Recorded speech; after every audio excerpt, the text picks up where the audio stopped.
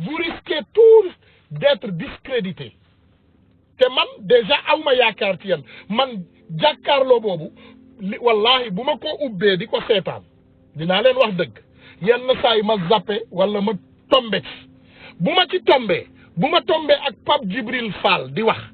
wallahi l'azim damay simmi sama mbaxane daal di teg ci wet bi def nii c'est un fils digne du Sénégal te dëgg rek lay wax xale boobu yenn saa yi da ngay gis ne il est gêné il est dans des situations très compliquées mais dafay wax dëgg bi xam nga waxkatu dëgg nit ku sell ci yàlla boo ko xoolee day feeñ cax ci karamam il est beau il est calme il est poli il est respectueux day def nii mu déglu ndeysaan nga dégg buy wax mu wax digganteem ak yàlla kese bu paree mu teg lépp ci suuf mu may ña la ñu wax xam na ne li ñuy wax teguñu ko ci yoon mais c'est pas son moom du liggéeyam pour mu arrêter leen parce qu'il y a un modérateur xam nga saa boo gisee waxtaanu groupe day am benn doomu aadama boo xam ne moom mooy guider waxtaan bi daf lay jox juróomi minute jox kii juróomi minute jox kii juróomi minute loolu lañ tuddee modérateur ci tubaab donc le modérateur de TFM est nul parce que day bàyyi déjà Birima ñëw toog di wax nit ñi n'importe quoi loolu déjà c'est pas respectueux de votre part parce que bàyyi Birima mu ñëw toog amul benn xam-xam yéen xam ngeen ne ku toog dina gendarme dañoo dem defi déclaration def li nga xam ne vraiment c'est extraordinaire xam nga lu mel noonu bu amee au moins modérateur bi wala ñeneen nit ñi fa ne buuba mi yor oto ñaari pédale Buuba Ndour tey mu neex ko mu weex suba mu ñuul parce que keroog dégg naa ko ndeysaan moom it muy wax ci affaire Ousmane Sonko mu ne mais vraiment man li ma ci gën a naqari vraiment man xam naa ne man ku ma yee xaaju guddi ne ma Ousmane Sonko siif na nit dina mu wóor na siifu ko mais xam naa ne am na lu fa xew Buuba tu n'es pas cohérent parce que tey bu ñu nee nit dafa sàcc mango doo dem police nga ne non sàccul mango mais yaakaar naa ne sàcc na gerte loolu yenuwul maanaa ki sàcc mango képp nga ko war a atte et je parle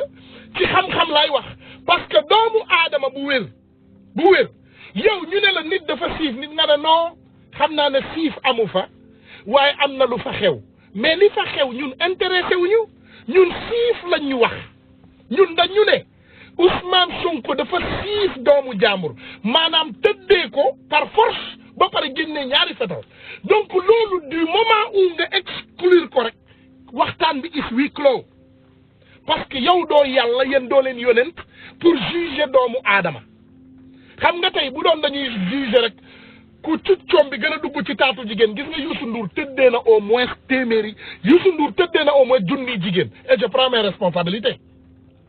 Youssou Ndour lu mu tuuti tëddee nag junni jigéen junni te déglu leen ma Youssou Ndour xamee wuñ ko fi junni jabar Youssou Ndour ñaari jabar lañ ko ma sa xamee donc bu ñu calculer tëddee na 998 jigéen yoo xam ne duñu ay soxnaam xam nga li may fi may waxee donc mais loolu du débat bi quoi c'est pas le débat xam nga débat bi du nga ne voilà yow Buuba Ndour ci boppam man xam naa la yow xam nga ma on se connaît mon ami on était là yow amul Youssou Ndour fu mu tëgg soirée soluloo sa jiin ak sa taat yu wow yooyu ak sa wowaay nga dugg di won doomu gel yi ne yow frère Youssou Ndour nga xale yi jigéen yaa ngi may dégg de bu dee damay fen nañu ñëw ñu ne ma damay duul Youssou Ndour buy tëgg soirée Buuba Ndour du seetaan moom day doxantu ci biir soirée bi di wane ne moom rakk Youssou Ndour la day xool groupe xale bu jigéen bi xale yu jigéen yi gën a rafet mu jël ci benn on se connaît Buuba tu es mon ami on se connaît xamante nañu Buuba te loolu bu ko Sénégalais yi bëggee confirmer dem leen laaj kii Kebs Thiam ndax Buuba Ndour ak Ousmane Tounkara xamante non laaj leen waa Amérique ne leen ndax non Buuba Ndour sax loolu sax sori na numéro mi ngi sama téléphone bi dinaa ko posté ci kanam ngeen gis on s'appelait waaye bi ma demee di tàngal seen temps yi dafa daw man dama xam Buuba Ndour bu baax ma xam Birane Ndour bu baax Biram di xale bu baax ndeysaan Birane Ndour muy xale bu baax ma jéggalu ah muy xale bu yaru pour te dire man ni ma xamee Youssou Ndour taawam bu jigéen Coro Ndour la tudd elle a 36 ans je la connais xam yaayam mais du ma yegg foofu Birane Ndour ma xam ko bu baax pour est-ce que du ma gën a garaawal wax ji sax tey est-ce que du ma may Sénégalais yi exclusivité sax xaaral ma may leen exclusivité man Tounkara samay responsabilité laay jël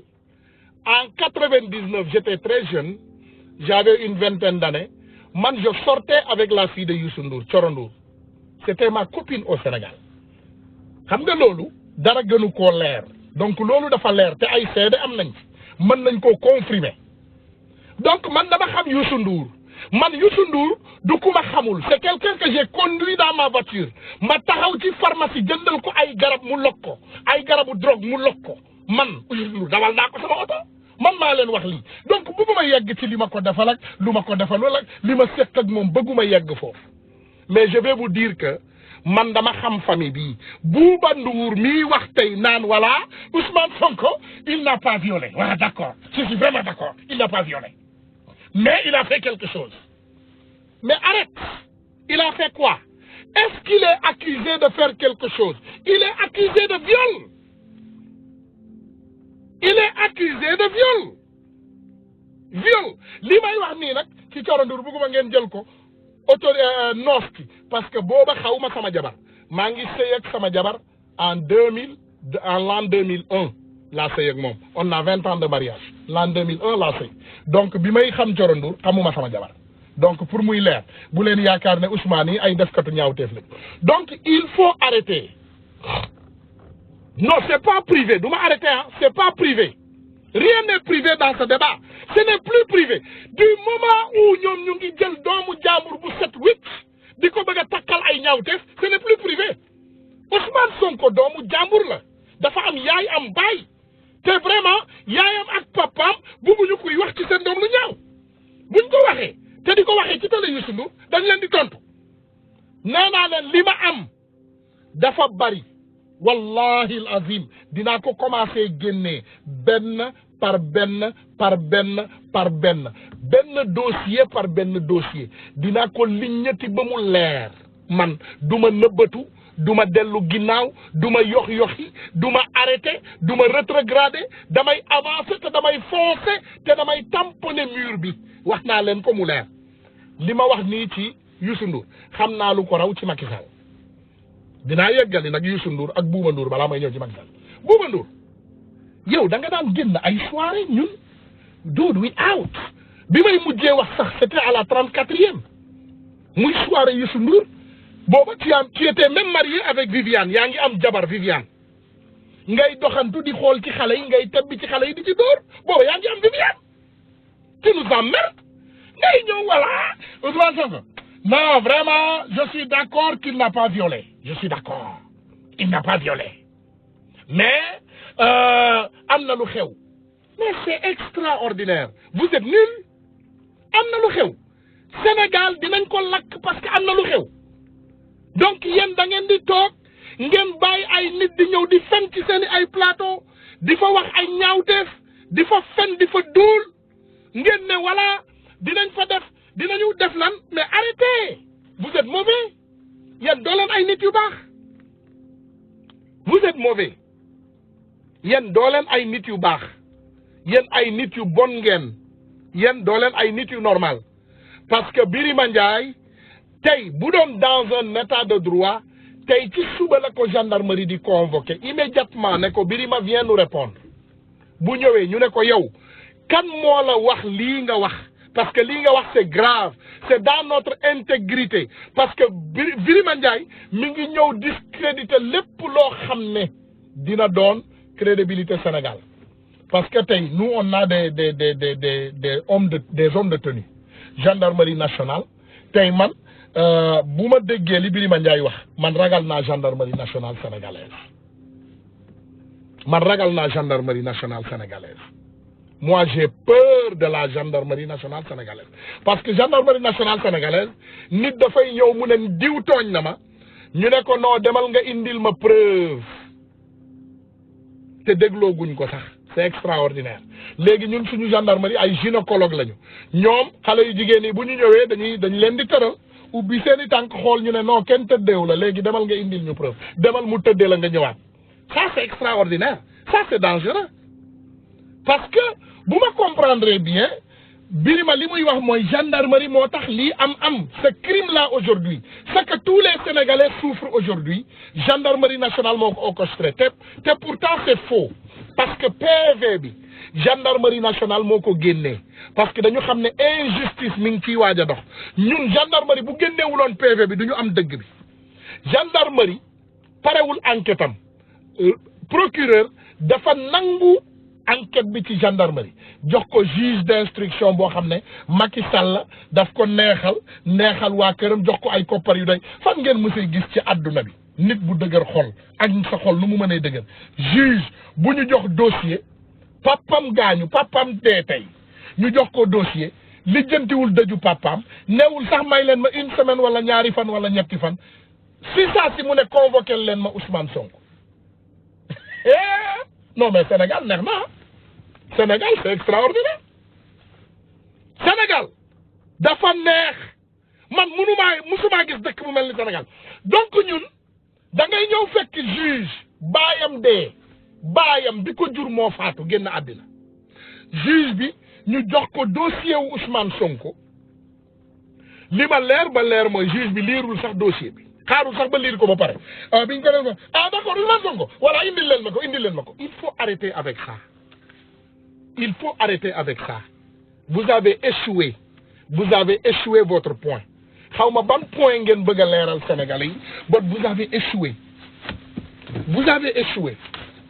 da ngeen échoué xam nga lu tax ngeen échoué parce que vous êtes nul yéen amu leen xam-xam vous êtes nul parce que soo leen amoon xam-xam et vous n'êtes pas nul wallahi dossier bii doo leen ko laal parce que soo leen jëloon seen temps xool di nekk ci biir dossier bii te ngeen bëgg a fexeel Ousmane Sonko di ngeen xaar ba ci kanam mais les gens je vais vous dire lu tax ñoom xaaruñu Ousmane Sonko xam nga lu tax xaaruñu Ousmane Sonko parce que ñoom armée moo daan dem ci massage dama leen di wax dara de lii dafa grave de ubbi leen seen nopp ngeen déglu c'est grave gis nga salon de massage boobu c'est une armée de personnes qui va là-bas wax ji dafa tuuti de ñuy wax ay waxu Adji Sarr ak diw déedéet salon de massage boobu ñi fay dem dafa bari dinañ ci ñëwaat nag beneen jour duma ko yeggali tey parce que il faut looy togg nga togg ko ba mu ñor pour nga mën koo yàq nit ñi lekk il faut ma togg ko ba mu ñor nit ñi mën a lekk te di ngeen kontaan billahi di ngeen kontaan salon de massage boobu nit ñu kilifa yu baari ñoo fay dem donc bi ñu demee fexeel Ousmane Sonko fexeel ko ba mënuñu ko amal dara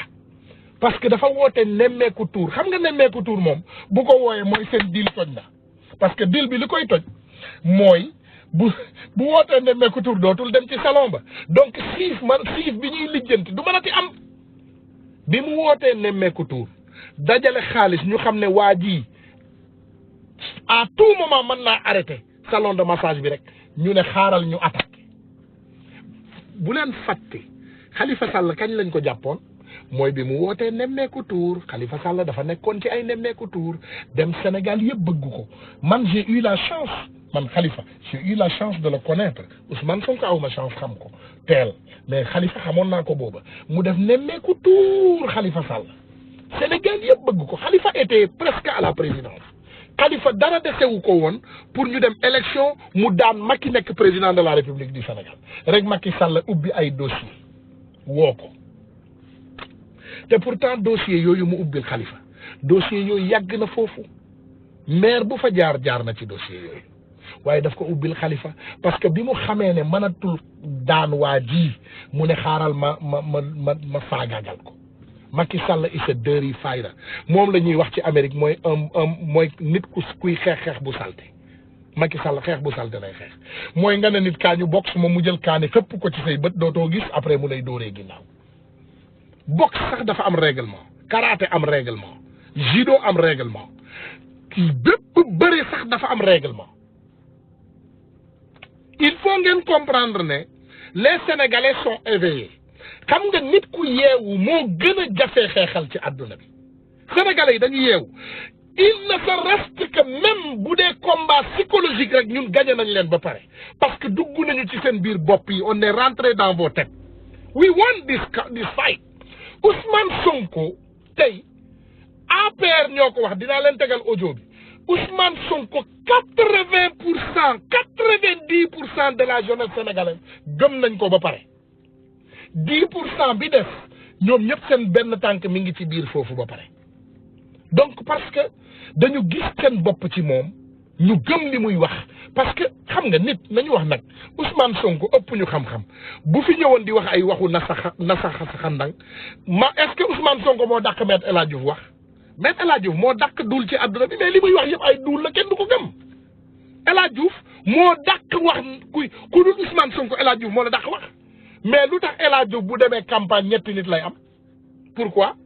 parce que xam nañ ne duulkat la Ousmane Sonko bu doon fenkat bu doon yàqkat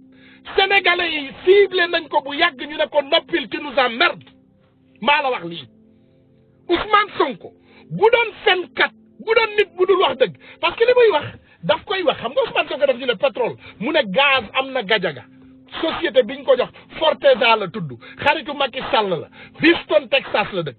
Macky Sall Houston Texas la am kër Amérique fii bi mu ko waxee xam nga luñ ko wax Abdoulaye Boun Dionne dafa génn assemblée nationale mu ne Sonko dafay fen toqu pétrole génnul Sénégal benn kilo liibaru gaz génnul Sénégal Gajaga teen bi explosé ba rey nit teenu gaz bi explosé Gajaga loolu vidéo yaa ngi fi Ousmane Sonko lu mu wax doomu aadama mën na cee teg baaraamam waaye léegi lan moo dal Sénégalais yi yéen ngeen defe ne ñun ñëpp ay dof lañu Bougazelli keroog biñ ko fi accusé faux billet lan moo xew dañ ko jàpp la main dans le sac gendarme bi moo def ay enquête am ba lépp leer ànd ak defkatu ñaawteef bi mu woo Bougazelli ci buntu assemblée nationale Bougazelli génn ci biir auto député xam nga lan moo tax mu def billet ci biir auto député bi parce que ñoom dañu am laissez-passer am naa benn xarit bu ma doon laaj loolu ma ne ko leeralal ma laissez-passer mu ne ma gis nga boo yoree laissez-passer député man ngaa rey nit sax dugal ko sa biir oto kenn du xam ne mi ngi ci biir nga romb policier yi kenn du la ubbi kenn du la visité donc Bougazelli loolu la xalaatoon dafa xalaat ne man bu ma defee lu ñaaw lii jël ay faux billets dugal ko sama biir oto kenn du ko xam donc xool leen différence boobu Ousmane Sonko ñoom ñu ngi lijjanti luñ ko takkal amuñu preuve Bougazelli mi ñu am tous les preuves au monde moom mi ngi këram di naan ataaya di génn sax di kaas yenn saay ak liñ koy jiij yëpp Bougazelli di génn di kaas de jéggal leen ma ci reetaan bi yenn saay du reetaanu bànneex déedéet du reetaanu bànneex reetaanu naqaru xol la parce que damay toog bokk Sénégal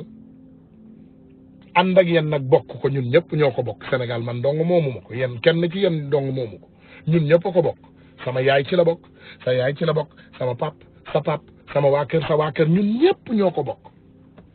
Sénégal ñun ñëpp ñoo ko bokk donc li nekk Sénégal ñun ñëpp ñoo ko war a jariñoo da ngeen bëgg ma wisal leen tuuti ci li nga xam ne mooy ay réalité dem leen ngeen laaj ay famille Macky Sall par exemple dama leen di jox exemple rek dem leen ngeen laaj Amadou Sall par exemple ngeen ne ko ndax xam na Sweet Beauty dem leen ngeen laaj Amadou Sall doomu Macky Sall dem leen ngeen laaj ko ndax xam na Sweet Beauty bii ñuy wax Sweet Beauté dem leen ngeen laaj ko ndax xam na ko c'est tout question la rek xam nga question moom bu la neexee mën ngaa junj rek nga bàyyi doomu aadama yi ñu xalaatal seen bopp keroog Ousmane Sonko daf leen wax dara nee na leen ngeen laaj Macky Sall ndax xam na Adji Sarr c'est important laaj leen Macky Sall ne leen ko ndax xam na Adji Sarr ce qui s'est passé Macky Sall tey defe naa li muy dund moo gën a metti li Sénégalais yi ci boppam di dund mooy dafa jàpp noppu gaynde xamul nu muy def ba bàyyi ko c'est ça son problème Macky Sall tey dafay ragal bu bàyyee waa APR ne ko xeex nañu bay waaj a daanu waa ji nga dellu ginnaaw waa APR dañ lay dugal de gis nga Aliou Dembourou Sow lim la wax mooy dëgg da ngeen yor seeni jaasi di xeex bu mbir mi xumbee ngeen daw loolu ngeen di waajal da ngeen di waajal daw bi waaye préparé leen daw bi jot na di ngeen daw wallahi di ngeen daw bëgguma benn jeune nag man Tounkara maay woote lii arrêté leen benn jeune di wuyu ay pacifique ay waxtaanu pacifique ay négociation déedéet ku nekk li nga war a def xam nga ko man duma wax kenn li ngay def xam nga ko voilà joxe nañu instruction yépp joxe nañ ko ku nekk xam na li nga war a def tey ay nit yu mel ni Birima waruñu woon nekk TFM di wax xam ngeen fi may waxee c'est pas normal ay nit yu mel ni Birima yéen ngeen nekk Sénégal ngeen nekk ay góoru yàlla nit yu mel ni Birima waruñu woon nekk ci Sénégal di wax c'est ça Birima bu nekkoon Amérique di wax man sama responsabilité lay jël comme ni mu ko waxee lii sama responsabilité bopp la yëfu dof yooyu bu nekkoon fii di ko wax je vous garantis que ci kees lañ leen koy defal indil leen ko Sénégal ne jullee leen Birima ñu dem suuli ko parce que doomu xaraam yu mel noonu dañuy yàq